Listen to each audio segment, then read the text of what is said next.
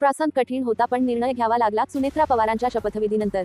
महाराष्ट्राच्या राजकारणात एक नवा अध्याय सुरू झाला आहे। हा निर्णय फक्त एका पदाचा नाही तर तो आहे अनुभव, निष्ठा आणि राजकीय संघर्षाचा। महाराष्ट्राच्या राजकारणात पवार हे नाव कायमच केंद्रस्थानी राहिलं आहे। शरद पवार, अजित पवार आणि आता सुनेत्रा पवार।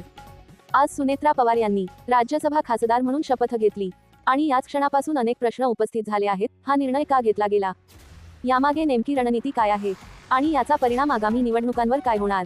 प्रसंग कठीण होता पण निर्णय घ्यावा लागला, हे शब्द केवळ भावना नाही तर ते सध्याच्या राजकीय वास्तवाचं प्रतिबिंब आहेत। सुनेत्रा पवारांचा हा प्रवास अचानक नाही, तो अनेक वर्षांच्या संयम, पाठिंबा आणि राजकीय समजुतीतून आलेला आहे। राजकीय तज्ज्ञांच्या मते हा निर्णय म्हणजे एनसीपीच्या अजित पवार गटाची ताकद दाखवणारा संदेश आहे। राज्यसभेचं व्यासपीठ, जिथे धोरणं ठरतात, जिथे देशपातळीवर आवाज पोहोचतो आणि तिथे सुनेत्रा पवारांचा प्रवेश म्हणजे एनसीपीच्या नव्या रणनीतीचा स्पष्ट इशारा। विरोधकांनी मात्र या निर्णयावर टीका केली आहे।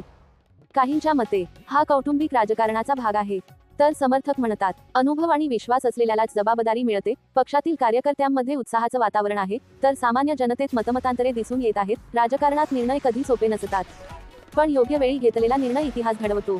आगामी लोकसभा आणि विधानसभा निवडणुकांच्या पार्श्वभूमीवर हा निर्णय अत्यंत महत्त्वाचा मानला जात आहे। राजकीय समीकरणं बदलणार का? नवीन आघाड्या तयार होणार का? की पवार कुटुंबातील राजकारणात नवा ट्विस्ट येणार? प्रसंग कठीण होता पण निर्णय घ्यावा लागला सुनेत्रा पवारांच्या या एका निर्णयाने महाराष्ट्राच्या राजकारणात पुन्हा एकदा खळबळ उडवली आहे। पुढील घडामोडींसाठी आमच्यासोबत रहा। GT news.